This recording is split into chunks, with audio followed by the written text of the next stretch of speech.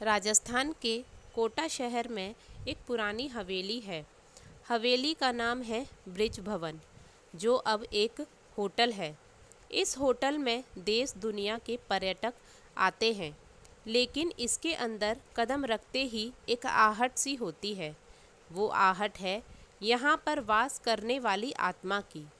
कहा जाता है कि ब्रिज भवन में एक अंग्रेज की आत्मा आज भी वास करती है। वो अंग्रेज जिसे भवन के सेंट्रल हॉल में उनके दो जुड़वा बेटों के साथ मार दिया गया था। यह भवन 180 साल पुराना है। इसे हेरिटेज इमारत के रूप में घोषित किया गया है। बात 1857 की है। यह देश भर में अंग्रेज़ों के खिलाफ जंग छिड़ी हुई थी। चंबल नदी के किनारे स्थित ब्रिज भवन का निर्माण को ब्रिटिश रेजिडेंसी के रूप में किया गया था। ब्रिटिश राज में हिंदू मुसलमानों के बीच अंग्रेज़ों ने झगड़ा करवा दिया। मंदिरों के पास गौ मांस फेंक कर और मस्जिदों के पास सूअर का मांस, इस वजह से दोनों धर्मों के बीच जंग छिड़ गई। 1829 में सती प्रथा पर प्रतिबंध लगा दिया गया।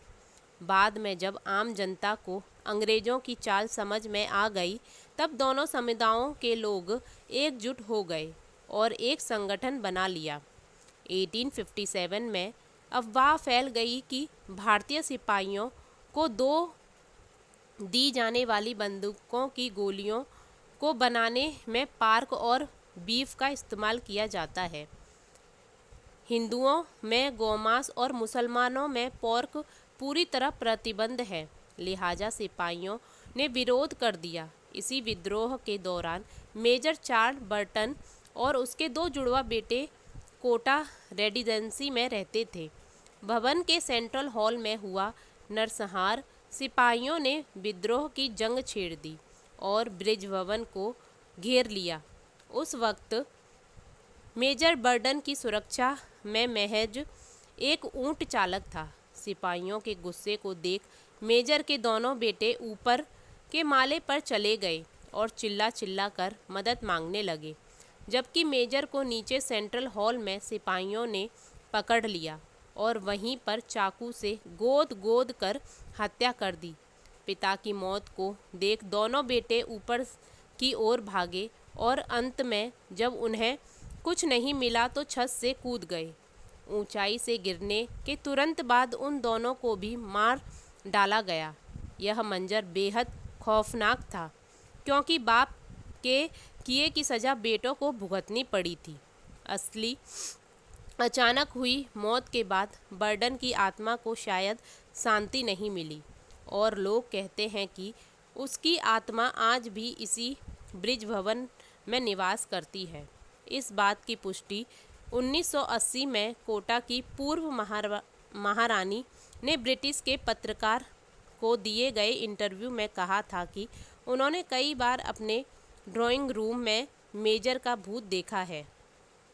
उन्होंने यहाँ तक बताया कि उन्होंने एक बूढ़े आदमी के अक्स को देखा जिसके हाथ में एक डंडा था।